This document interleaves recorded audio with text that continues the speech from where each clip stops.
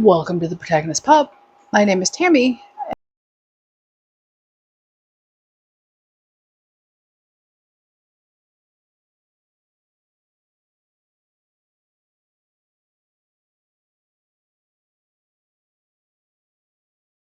And this is where characters gather. Today I thought I would go over my favorite reads of 2022. I published a blog post at the end of December. I will link it down below. And there are 5 books listed. I had a 6th favorite book before the year concluded. I almost saved reading the last couple of chapters until 2023, so I could put it in 2023, but I couldn't do it. I had to finish it. It was that good. These are in no particular order. I think they're in the order in which I read them during the year. Other than that, no particular order. And 4 out of the 6 came from my library, which always makes me a happy camper. So first up, we have Daughter of the Moon Goddess by Sue Lin Tan. And this is I'm not sure if it's quite a retelling, but it's based on the Chinese mythology of the Moon Goddess. And in this case, the Daughter of the Moon Goddess is sent from the moon because the Moon Goddess herself is in trouble with the Celestial Emperor. So she is sent down to the Celestial Empire. Let's start with Kindle. To preserve her life, and she has to hide, and it becomes this very beautiful, very action-packed, first up is romance, mythology, retelling of the Daughter of the Moon Goddess. It is beautifully written. I read this. You don't have to know anything about Chinese mythology, because I certainly did not. I certainly do not to this day. However, this book is a young man who's beautiful. I believe I read it in 2 days. I am very much looking forward to the second book in the installment in the duology, The Heart of the Sun Warrior. Slovenly nerd. I am hoping it comes in from the library very soon. Does not live in his parents' basement, but does live with his roommate, Tim. This book was an easy 5 stars for me. I read it in the beginning of the year. It was an impulse pickup at the library. I knew nothing about it when I picked it up, other than it had a pretty cover. And the cover is gorgeous. But the book blew me away, especially since it was a debut novel from a new author. It's beautiful. If you have not read it, if you enjoy fantasy, if you enjoy romance, and it's not a steamy romance by any sense of the word, if you enjoy fantasy or mythology retelling, or just beautiful prose, pick up this book. You will not be sorry at all. Second book on the list is the only physical copy I own. Dune by Frank Herbert. I have never read this before. This was not a reread. This was a first-time read for me. It is one of my husband's favorite books of all time. We bought him the anniversary edition, and he kept saying, "Read it. Read it." I did. I read it. I loved it. I devoured it in 2 days. It probably would have been one day had I not had familial obligations, to feed my family and pay attention to my dogs. It's a sci-fi book. It's political intrigue. It's full of action. It's full of family dynamic ties. What happens when family is second to political gain? What happens when found family is more important than the family into which you are born?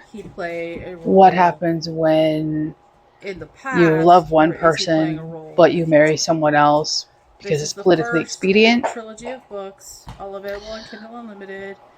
The next 2 are on my Kindle right now. Dune was just nothing I expected. I haven't seen any of the movies. I haven't Dune was never on my radar. read Peter Ward's. It's very much on my radar now. I still haven't seen the movie that just came out, last year or the year before. And not because I think the movie and this is where characters together. Was bad. I've heard that it's great, but because I want to finish the series before I see the movies. I haven't yet started book 2. It's in the bookcase behind me somewhere. So if you hear clattering in the background, it's my happy puppies. But I think I'm going to reread Dune before I read book 2, because the concepts and the politics. I read this on my Kindle. It was available on Kindle Unlimited. Were so intricate and so well done that it's very easy to have missed a detail that will be important potentially in later books. So I'm definitely going to probably reread Dune. And that's saying something, because in general, I don't reread books. I have too many books on my TBR to reread anything. The fact that I'm even considering rereading Dune is amazing. The protagonist's name. I'm very sorry. It is completely skipping. It was an easy 5-star. And book number 3 of my favorites of the year was Stormbird by Con Igledon. And the only reason this book came on my radar is because the brothers Gwyn, who I will link down below, rave about the author's Ancient World series. Stormbird is not set in the ancient world. It's actually set, the series is 4-parter. Stormbird is book 1 in the time frame of the War of the Roses in England. And it is a very approachable, very engaging read about that particular little era of English history. It's been done well by other authors. Philippa Gregory, the Star series, the Spanish Princess, the White Princess, not Spanish Princess, that's later, but the White Princess. Can't remember the one ahead of that. Deal with it well too, but this one didn't deal with it from the aspect of royalty. It dealt with the aspect of the spy master. And it was a fun, approachable, fast-moving, easygoing romp through British history. And I loved it. And unfortunately, my library has books 1, books 3, and books 4. They don't have book 2 for some odd reason. I'm trying to get my hands on it. I will probably have to buy it and put it on my Kindle, which is okay. I will do that so that I can hopefully finish that series this year. I enjoyed it very, very much. 4th book on my list was Isolate by L.E. Modesty Jr. This is the first in his, what does he call it? Gaslamp series. This was a 600-page slow burn building to the last 150 pages of action. This is not going to be a book for everybody. This is very much a world building, character study in a fantasy setting that has what I'll call some steampunk elements. So there's electricity, there's vehicles. It's not by any stretch of the imagination high fantasy. It's not normally what I would consider steampunk either, or cyberpunk. It's nothing like that, but it's the closest is steampunk because of the presence of, lighting and motorized vehicles and guns and stuff. So there is some element of that. But this is a political drama. At its heart, this is nothing more than a character study in politics and what happens as politics evolve. So the premise is most people in this world, their emotions are available to be read by people who can do so. The odd person who has emotions that they can keep hidden from others, they cannot be read, are called isolates. Isolates cannot hold the highest political office in the land. They are generally distrusted because they're emotionally unavailable. Their actions can't be telegraphed, they can't be picked up, they can't be read, so they're deemed suspicious. And we follow the political maneuverings that bring an isolate into politics and what happens. This book was amazing. Book 2 is out. I'm waiting for it from the library. It was so good that we had family coming, and rather than do what needed to be done in the house, I spent time reading the book. It was worth it. It would have been worth it had I still been reading and family was there. I still would have finished the book first. Luckily, that didn't happen, but the book was amazing. It may very well be the favorite thing I've ever read by him. And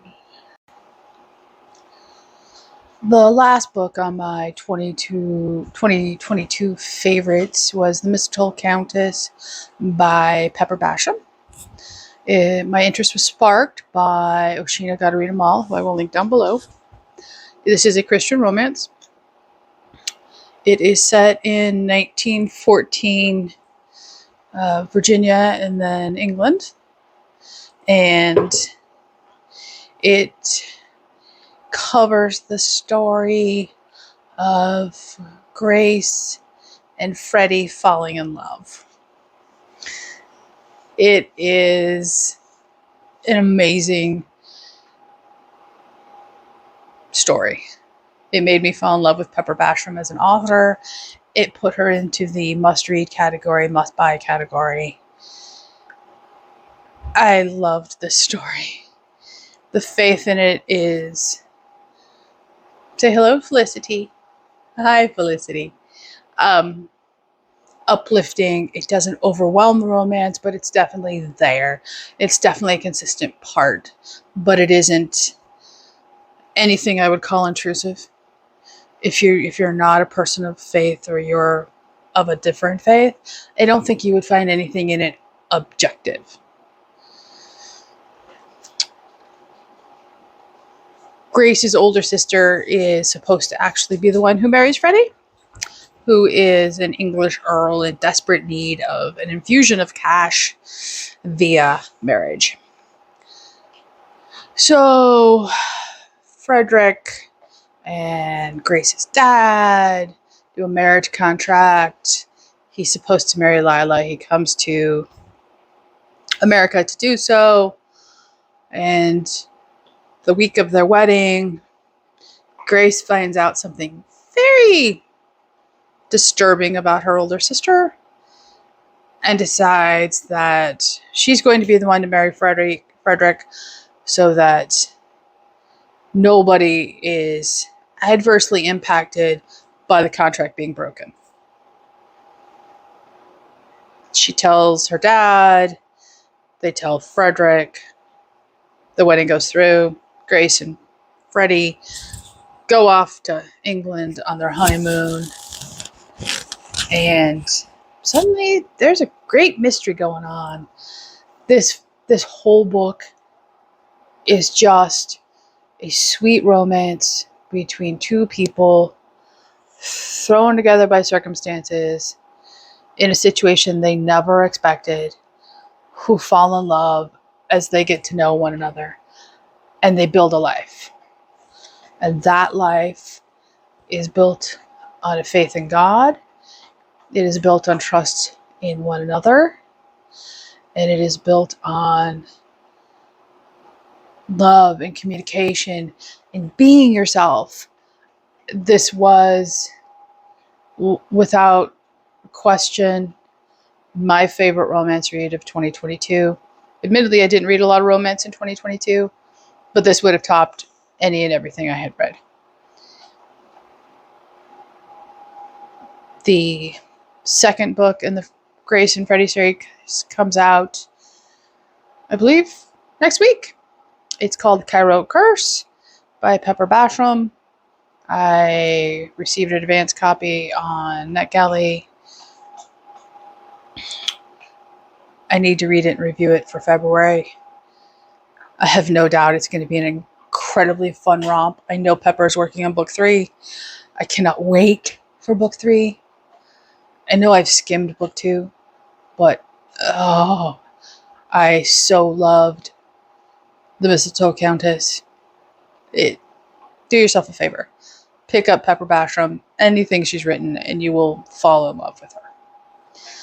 My late edition, which was not covered on my blog post, because I read the book after that blog post was live, was The Electric Detective by Peter Ward. This was published in September. I got a copy from NetGalley. I read this in one day. I didn't know this subgenre of science fiction existed. I only know about it because of the Words in Time channel mentioned it, and I was immediately intrigued. And that subgenre is detective science fiction. I don't know why I didn't know this existed. It makes sense that it exists. I loved this book. It is set in the far future. Robots are an active, normal, everyday part of everyday life. And so is alternative reality. It's a very different world than the one in which we live, but it's very familiar at the same time. There's flying cars, there's robots, there's corporations that have taken over almost all parts of the world. It's a very familiar world, but it's also very different than what we live in today. So a murder occurs. It's a locked room mystery. There's video evidence. And the police are called in. The police detective in charge doesn't trust robots. Doesn't have one on his team, which is very odd. The corporation creates a robot specifically to give to him to help in his investigations. And so together, the robot, whose name is Penelope, and the detective, whose name escapes me, I will put it right here if I can find it, set out to solve the crime. This is action-packed. There are red herrings. There's corporate politics. There's real-world politics going on. There's a lot of subtext. But at its heart, it's just a great detective mystery story. It just happens to have robots set in the future with flying cars. This was... Had I not read Dune this year, this would have been my favorite science fiction read of 2022. And I think it's very close to Dune. And I know that's heresy in a lot of readers' minds, but it was so enjoyable. And it's not super long. It's not going to take you, days and weeks to read this. It's relatively, I imagine it's about that thick. I read a digital copy. It's not excessively long by any stretch of the imagination, but it is fun. It will make you cry. I actually cried in a detective science fiction book. Who expected that? Not me. But this was enjoyable. And it made me want to read his back catalog, which I'm currently doing. So those were my favorite reads of 2022. Have you read any of them? Do you have any comments? So please like and subscribe, and I will see you next time here at the Protagonist Pub.